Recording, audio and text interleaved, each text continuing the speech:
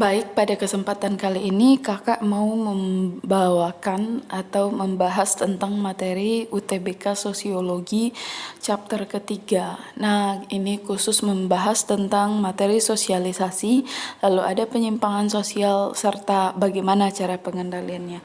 Oke, bagi kalian yang mau mempersiapkan UTBK, silahkan untuk mengikuti materi-materi ini karena materi ini sudah disajikan sesederhana dan sesimpel mungkin dan insya Allah mudah untuk dimengerti.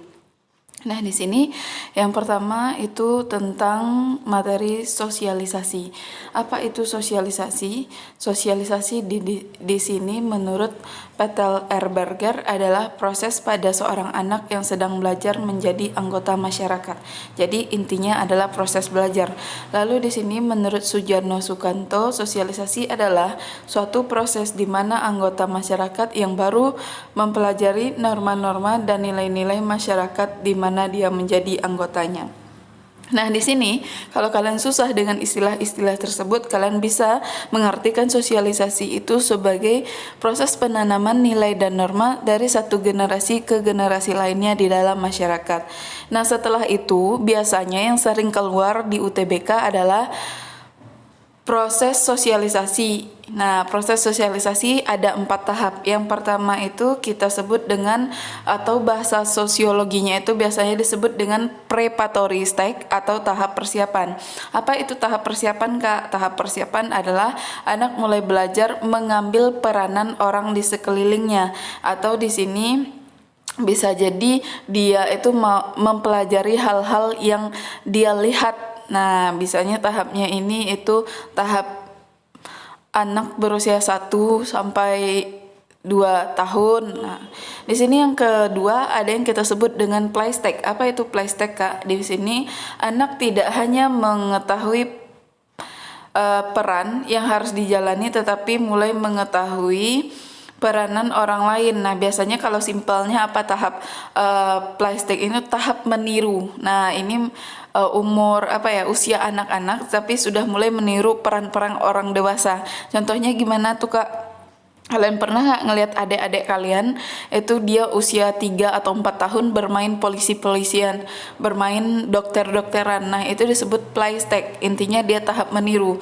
Yang selanjutnya ada game stage, tahap siap bertindak. Nah, tahap siap bertindak ini maksudnya dia sudah mampu mengambil peranan yang dijalankan orang lain dalam masyarakat luas.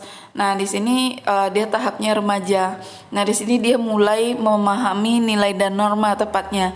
Lalu ada tahap terakhir yaitu generalized order, atau di sini dia mulai menerima norma. Di sini anak sudah siap menjalankan peranan sebagai manusia seutuhnya, memahami peran dirinya dan juga memahami peranan orang lain. Lalu di sini yang harus kita ketahui adalah bentuk-bentuk sosialisasi. Di sini ada 2 ya, berdasarkan proses dan berdasarkan tempat.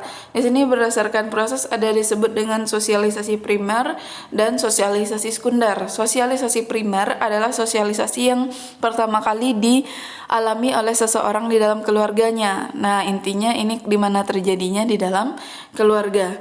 Yang kedua ada sosialisasi sekunder, yaitu sosialisasi yang kalian alami di luar lingkungan keluarga. Misalnya di mana? Di lingkungan tempat tinggal, dan di tempat bermain, di taman bermain dan lain-lainnya. Di yang kedua kita bahas yang berdasarkan tempat berlangsungnya. Yang pertama ada sosialisasi formal, yaitu sosialisasi yang berlangsung di lembaga-lembaga formal seperti sekolah, kampus dan lain-lain. Lalu ada sosialisasi informal ya, atau di sini lebih sering sih dikenalnya non formal, itu terjadi di luar lingkungan formal, contohnya keluarga. Nah, di sini selanjutnya kita membahas tentang media atau agen sosialisasi. Di sini yang pertama ada keluarga, yang kedua ada sekolah, yang ketiga ada media massa, yang keempat ada teman bermain. Nah, di 4 media tersebutlah kalian intens melakukan atau melaksanakan sosialisasi. Di sini apa sih tujuan sosialisasi? Yaitu memberikan keterampilan yang dibutuhkan untuk hidup di tengah masyarakat. Yang kedua, menanamkan nilai pada seseorang. Yang ketiga, mengembangkan kemampuan untuk berkomunikasi. Yang keempat, mengembangkan kemampuan seseorang untuk mengendalikan dirinya. Nah, apa sih yang diharapkan ketika kalian telah melaksanakan sosialisasi? Yang pertama itu kalian dapat berperilaku sesuai dengan harapan masyarakat. Yang kedua, kalian dapat mengembangkan kemampuan. Yang ketiga, mampu menjadi anggota masyarakat yang baik. Yang keempat, memperoleh konsep tentang diri kalian sendiri. Nah, setelah membahas tentang sosialisasi, selanjutnya kita membahas tentang perilaku menyimpang dan pengendalian sosial. Apa itu perilaku menyimpang? Mudah saja, perilaku yang tidak sesuai dengan nilai dan norma yang ada di dalam masyarakat. Menurut Robert M. Z. Lawang, perilaku menyimpang adalah tindakan yang menyimpang dari norma-norma yang berlaku dalam suatu sistem sosial. Menurut Lemert, dia membagi penyimpangan terbagi dua, ada penyimpangan sekunder, ada penyimpangan primer. Kita bahas dulu yang primer.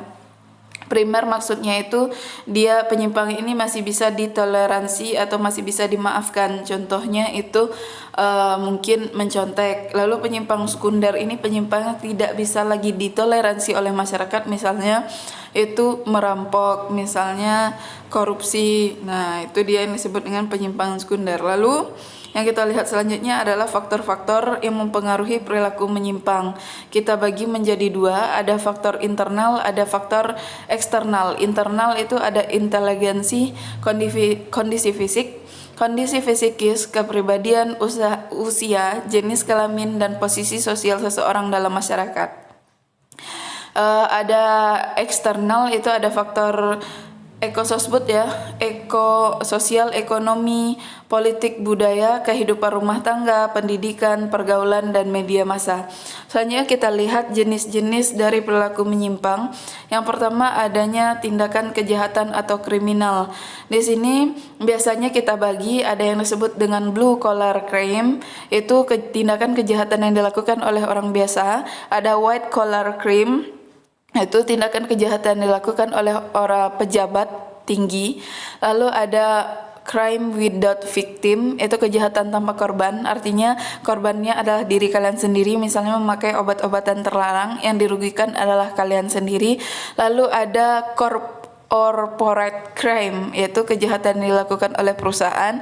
Ada organized crime, yaitu kejahatan yang dilakukan secara bersama-sama atau terencana. Selanjutnya itu ada jenis-jenis penyimpangan. Yang kedua itu penyimpangan seksual, itu biasanya tindakan seksual yang tidak sesuai dengan hal-hal yang lumrah. Misalnya itu ada sekarang yang lagi banyak di lingkungan kita itu LGBT, ada yang lesbian, ada gay, ada biseksual, ada perzinahan, ada kumpul kebo, ada yang dia eksibisme yang suka memperlihatkan alat vitalnya, lalu ada yang sodomi, nah dan lain-lain. Itu juga termasuk penyimpangan seksual. Selanjutnya yang ketiga itu penggunaan obat-obatan ya. Yang keempat ada penyimpangan gaya hidup, itu ada arogansi, kesombongan, ada sikap konsumerisme. Lalu yang terakhir ada tawuran. Nah, sekarang kita bagi jenis-jenis perilaku menyimpang berdasarkan sifatnya atau penyimpangan positif dan negatif. Penyimpangan positif misalnya itu seorang ibu menjadi sopir bus Transjakarta, di mana seharusnya hal itu dilakukan oleh pria, tapi demi menghidupi anak-anaknya karena suaminya telah meninggal, dia menjadi seorang sopir bus, itu positif. Lalu ada negatif, udah jelas, yaitu penyimpangan yang benar memberi dampak negatif. Lalu kalau berdasarkan jumlah itu ada penyimpangan yang dilakukan sendirian atau individu, ada penyimpangan yang dilakukan secara berkelompok. Nah, biasanya sebab khusus atau kenapa sih terjadi perilaku menyimpang itu selain internal dan eksternal, itu ada sosialisasi tidak sempurna, di mana dia tidak mendapatkan sosialisasi penuh dari media sosialisasi atau orang-orang yang berperan menjadi agen sosialisasi. Dan yang terakhir itu sebab khususnya adalah sosialisasi sub kebudayaan menyimpang, artinya dia menyimpang karena bergaul dengan kelompok-kelompok yang sudah salah atau sudah menyimpang, biasanya kelompok pemakai obat ya, kelompok yang suka tawuran. Nah, itu yang disebut dengan perilaku menyimpang. Apakah kalian paham? Kalau tidak paham silakan komen. Niatnya ini membantu kalian untuk mempersiapkan materi UTBK 2021. Pejuang UTBK semangat, tidak satu jalan menuju Roma, takdir orang berbeda-beda dan selalu fighting. Nah, di sini ada lagi pengendalian sosial. Apa itu pengendalian sosial? Itu adalah suatu sistem yang digunakan oleh masyarakat, biasanya memaksa agar seseorang berperilaku sesuai dengan nilai dan norma yang sudah ada. Jadi kalau kalian menyimpang, kalau ada pengendalian itu sistemnya memaksa agar kalian kembali melakukan perbuatan yang sesuai dengan nilai dan norma. Tujuannya apa? Tujuannya di sini untuk mencegah dan pereda ketegangan sosial yang diakibatkan oleh penyimpangan. Di sini ada macam-macamnya. Di sini sifat dari pengendalian sosial berdasarkan sifatnya ada dua, ada preventif, ada represif. Preventif kalian itu mencegah sebelum terjadi, misalnya itu ada spanduk tentang untuk memakai peralatan lengkap ketika berkendaraan.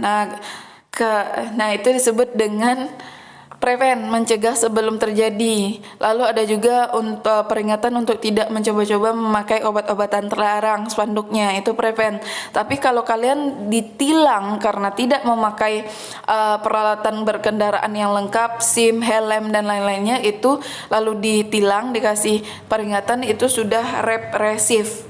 Ya, itu mencegah setelah terjadi. Lalu di sini berdasarkan caranya, pengendalian sosial itu dibagi dua jenis, ada persuasif, ada koersif. Persuasif artinya membujuk, menasihati dan mengajak. Koersif itu dengan cara paksaan dan ancaman. Lalu di sini apa saja sih Kak lembaga pengendalian sosial itu jenisnya? Ada keluarga, ada penegak hukum, ada pendidikan, ada kemasyarakatan dan ada agama. Sekarang kita lihat proses proses lembaga pengendali sosial. Yang pertama menanamkan nilai dan norma, yang kedua memberikan sanksi bagi para pelaku penyimpangan. Nah, bentuk pengendalian yang di dalam masyarakat itu gimana Kak? Yang pertama itu ada gosip.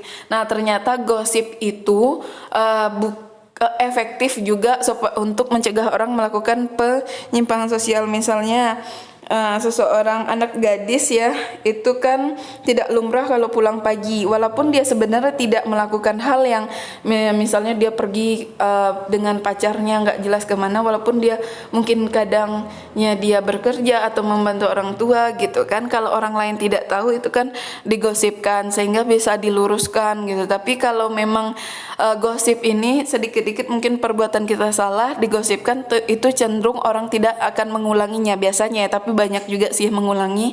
Lalu ada di sini teguran. Ya, ini ketika kalian berpakaian seksi, lalu ada orang tua yang menegur, itu disebut salah satu cara untuk mengurangi penyimpangan dan merupakan cara pengendalian sosial. Hukuman, kalau nggak bisa ditegur, nggak bisa kena gosip, itu biasanya dikasih hukuman lagi ya. Lalu ada pengendalian dan pendidikan, maksud kakak, dan agama. Oke, sekian dulu materi kita UTBK khusus sosiologi, itu untuk 3 bab. Kalau ada salah-salah kata kakak mohon maaf. Kakak sudahi dengan Assalamualaikum warahmatullahi wabarakatuh. Thanks for watching. Jangan lupa bantu untuk like, comment, dan subscribe agar kakak bisa terus share materi UTBK, share soal TPS, share tentang bongkar nilai SNMPTN, dan insya Allah semuanya membantu kalian. Jangan lupa bunyikan lonceng notifikasinya. See you the next video. Bye-bye.